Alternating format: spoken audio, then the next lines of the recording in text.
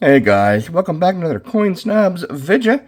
Today we have a $50 scratch and dent bag from Portsmouth Coin and Currency, aka Daniel at CoinHELPu. I have done one of these before, one of their cheaper $50 dealy bobs. A little over a year ago, I think. That was the semi-controversial video where the first time that I did it, I didn't actually talk in it. It was all just music, and then I had to go back and actually give some commentary, so certainly going to do my commentary on this one. This, of course, has the usual caveats. Not going to get rich on this, not going to put a down payment on a house or buy a car or anything like that with it. This is mostly for the mystery and the fun. I will, however, say, though, that of all of the grab bags that I have bought from Portsmouth Coin and Currency, which I'll leave a link to that playlist down in the description in case you guys want to see the older ones. Of all of the ones that I've gotten, they've either come very close or have surpassed the values that I've given them.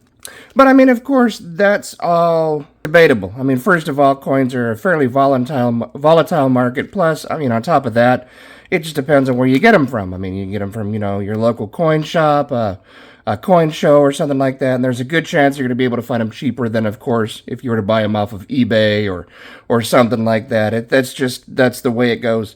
And of course, Daniel has to make money. He has a company, and that's how capitalism works. However, again, he's very good at getting very close to, at least getting very close to the values that we've paid for him. So yeah, I always love getting grab bags from Portsmouth Coin and Currency because they always give you a pretty decent variety of stuff, and it's a true mystery. I mean, you don't really have any idea what the heck is going to be in here. And that is the main reason why I do this. I like to be surprised. Good, bad, or indifferent, it's always fun to enjoy the mystery. And that's the number one reason why you guys out there should be doing this as well. And of course, I mean, depending on the grab bag and where you get it from, there could be varieties of different things that you're looking for books and stuff like that. You can always go on eBay and get quote-unquote unsearched wheat penny rolls so that you can fill books, stuff like that. Most of you guys out there know the game, but for the newer folks out there and the folks who are just getting back into the hobby, I would have to say that getting a mystery bag from a reputable dealer is always a good way to start. Get back into it, or get somebody into it that you know and love. A child, a grandchild, whatever. If you want to get somebody interested into the coin collecting business, this is the way to do it. So, yeah, enough yapping. Let's see what we have rolling here. All right. And, of course, as usual, if you haven't done so yet, please go ahead and subscribe. I mean, if you want to. But it certainly does help out the channel. Tick the bell to get a notification every single time that we do upload a video. Give it a thumbs up, share, blah, blah, blah. Throw it on your face spaces in your My Books. That way we get out there because every little bit helps. Alright, I decided to just go ahead and decapitate this bag.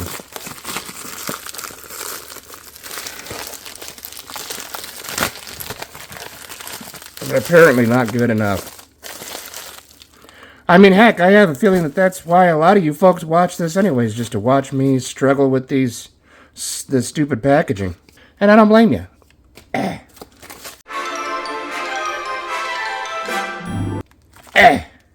Oh, look, more.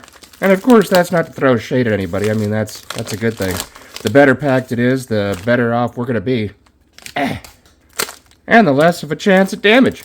As opposed to some of the grab bags that I've gotten on this channel. Like the ones where they literally tape the coins with packing tape to cardboard. That's a classic. In their defense, though, the coins were already worthless. So, Yeah. Alright, so I'm already seeing some decent goodies here. I'll go ahead and plop them off to the side here. Ba-doom, ba-doom. We'll get this out of the way first. Whole roll of wheat cents, of course. I have gone through every single one, and I haven't found anything super cool yet. I mean, I've found, some filled B's and Liberty and stuff like that, but that's kind of to be expected, because, I mean, Daniel knows what he's looking for, and I'm sure he can quick search these.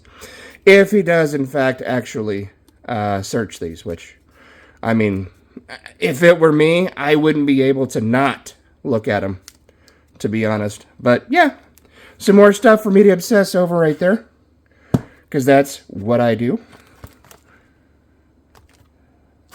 Yeah. All right. Let's start with this pile, shall we? I think we shall. Let's see what we have here. 1943 Philadelphia War Nickel. So that's going to be 35% silver. The nickel at the time during the war, the latter half of 1942 through 1945, they didn't actually have nickel inside of your nickel because they were using that for armor plating. Tanks, aircraft, things like that. So, 1943P, 35% silver. Common circulated condition. Not too shabby, though. I mean, it's still silver. Speaking of silver. 1941. Is that supposed to be a D? I'm not sure. Let's find out. Yep. That is a 1941 Denver. So you got 90% silver right there. Very nice. Again, common circulated condition. Scratch and dent bag, that's mostly what I would expect to see. Oh, do you see that? I pulled from that pile instead of this pile. Haha. Another one, 1945 Philadelphia, another silver war nickel. Again, 35% silver, common circulated condition. There are some errors on these. There, of course, is, repunchment marks, things like that. I believe there is also 1943 Denver, if I remember correctly, has a double die obverse. But I'll check all that stuff over and over and over again, because that's just who I am. 1945S, very cool. Oh, and before I get too far into it, not sure if you can see it. Again, most of you, I'm sure, out there know this. But for the folks that don't know, the easiest way to tell a war nickel, the 35% silver nickel over a regular strike nickel, is there's going to be a large mint mark on the back there. Even the Philadelphia ones have a large P above Monticello, so quick way to identify those guys. We got a Mercury dime, 1935 Denver. Already has a price there of $3, probably about right. Common circulated condition, and looks like it's most definitely been cleaned. But again, this is a scratch and dent bag, and that's 90% silver, so I don't have a problem with that. Another Mercury dime. This one says $4 already. G4 condition. I would agree with that. And that's a 1924, so a little bit older. 1924 Philadelphia. Again, common circulated condition. I don't expect to find any home runs in this. I mean, this is a $50 scratch and dent bag. And so far, I've been pleasantly surprised. So that's the idea behind the whole thing. Move him there. And we have a 1939 Philadelphia Washington quarter. Again, 90% silver. Again, also common circulated condition, but very cool. And the irony of this, too, is that I have a couple of books. Actually, I have a bunch of not even started Washington quarter books for the silvers, 1932 through 1964. And this is nice to see this because I can actually throw some of these in the books now. 1938 Philadelphia. Common circulated condition, but also, again, 90% silver. I would probably say this isn't even G4. This is probably about good. This is about AG3 or somewhere around there, but that's okay. We got silver content. And we got a 1954 Denver, looks like. A little bit better condition, of course, but it is also a little bit newer. Decent looking coin. Again, excellent for books, and who knows?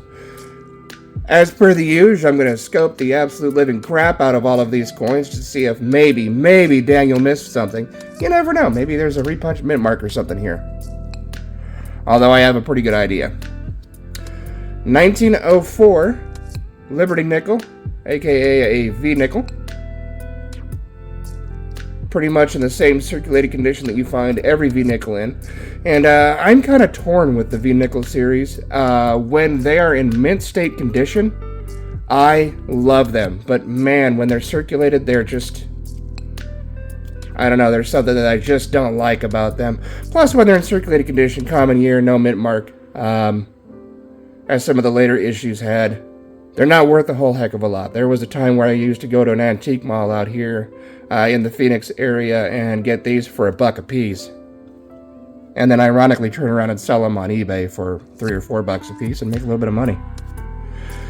And we got a Walker, 1945 Denver. One of the most beautiful coins ever struck by the United States Mint. Both obverse and reverse. Common circulated condition, however, 90% silver again. Good little chunk of silver there.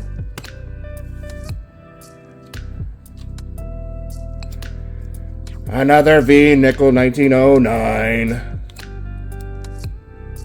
Yeah, just not my cup of tea. But on the same side of the token, or coin, I guess, pun intended, at the same time, these are usually fairly unappreciated as far as a series of coins. So there's a lot to be had out there for a decent price, even in mint state condition or about uncirculated condition. 1901 V nickel. Same idea. Looks like basically every other circulated V nickel that you're ever going to see out there in the wild. Some Fuffle Bros, 1936 Denver. Right there. Not too shabby. Definitely not a full horn, about a half horn, but that's okay. Again, this is great for books. Another Fuffle Bro, 1936 plain this time. Looks like he's in a little bit better condition. And also, he's a little bit rotated. Not really enough to make a difference, but a little bit rotated. Adds a little bit of character to the coin. And I got another Mercury dime, 1935S.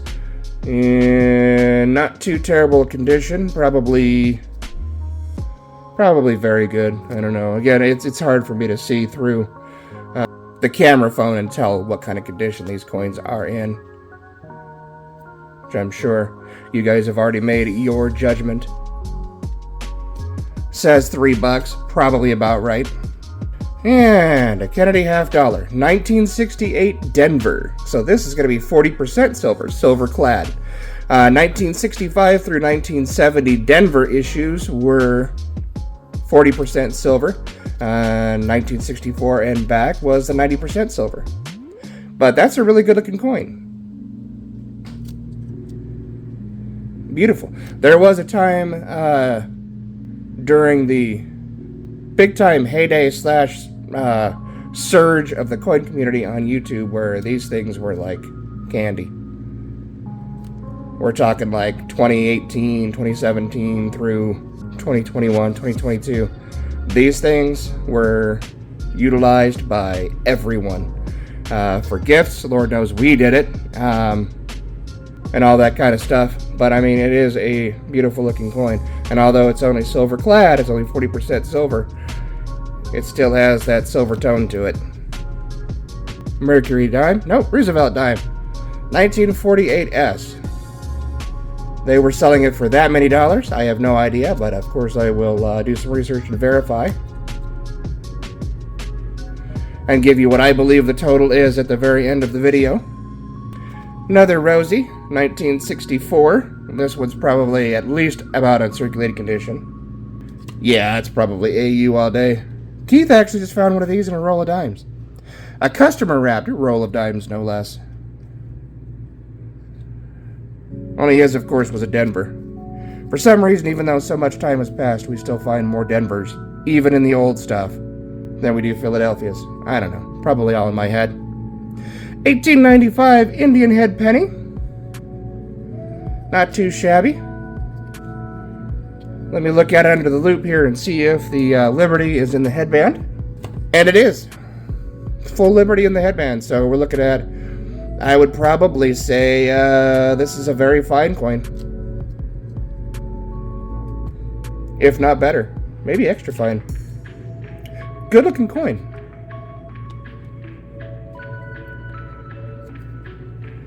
And an 1890. Unfortunately, don't let the copper color fool you. That is definitely a cleaned coin, which is not one of my favorite things to see. But I mean, you know, then again, it is a 134-year-old coin, so at some point it's probably going to get cleaned. You know, I actually heard a story about the coin cleaning. I'm not sure if this is true or not. I'm sure that that of course numismatists are at least partially to blame for this, for the coin cleaning. But I heard that the number one reason why coins were cleaned back in the day was actually to get rid of germs. They were literally cleaned to be cleaned, not to improve collector value. I don't know if that's true. It kind of makes sense to me, especially in the early 1900s. We were worried about Spanish flu and things like that. And overall, just, I mean, everything. Back in the day, you gotta remember, pretty much everything was trying to kill you. So that actually kind of makes sense. I don't know. So does that mean that there's a good chance that this 1890 penny was cleaned a long time ago? Literally to remove the germs? Or was it more likely that it was inside one of those little Mylar plastic collector cases? You know, coins of the Old West or something like that. We've all seen them. And looks like another Indian head, 1905, a little bit better condition and not cleaned. Does not have the headband though. This one's definitely G4 condition. But that's okay. I mean, look, you've got plenty of book fillers here already for several different denominations. And the last coin, we've got an 1897. Indian head, definitely no Liberty on the headband on that one, but nice. So again, you have a nice variety. You got 1895, 97, 90, and 1905. Excellent way to get back into coin collecting. All right, so I'm going to go ahead and tabulate it here. Not going to go through every single one of these pennies and bore you with that, but of course, if I find something super awesome in there, I will update it, usually through a YouTube short. But I'm just going to give that like an average price of what you could expect to pay for unsurged wheat pennies, or surged wheat pennies is what I should do. But anyways, my final estimated value, which is probably going to be different than your value, right about now. Do I think this was worth 50 bucks? Yes. I definitely think it was worth 50 bucks.